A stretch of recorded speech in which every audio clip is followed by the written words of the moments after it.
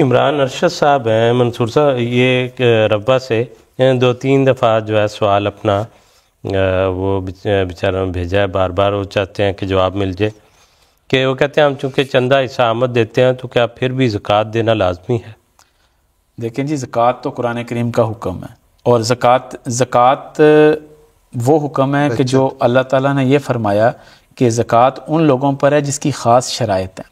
Number 1 شرط یہ ہے کہ آپ کے پاس اتنا نصاب ہو کہ جو زکوٰۃ کی جو نصاب اس تک معیار تک پہنچتا ہو، اور دوسری چیز یہ ہے کہ آپ اس وقت تک آپ کے اوپر زکوٰۃ ہوگی جب 1 سال گزر جائے۔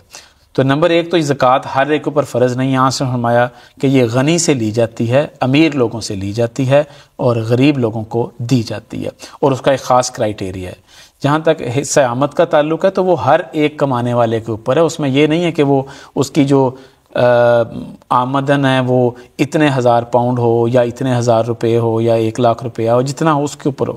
لیکن زکوٰۃ کے لیے ایک رقم مقرر ہے کہ اتنے تک اگر پہنچے گا تو پھر زکوٰۃ لی جائے گی۔ اور اس میں کوئی شک نہیں ہے کہ زکوٰۃ کے اوپر ہمارے خلفاء بار بار اپنے خطبات میں بھی اور حضرت مسیح صلی اللہ علیہ وسلم کی کتابوں میں بار بار ذکر ہے کہ زکوٰۃ الگ ہے اور چندے الگ ہیں۔ زکوٰۃ بہرحال قرآنی حکم ہے، اس سے مفر نہیں ہے۔ جی ٹھیک۔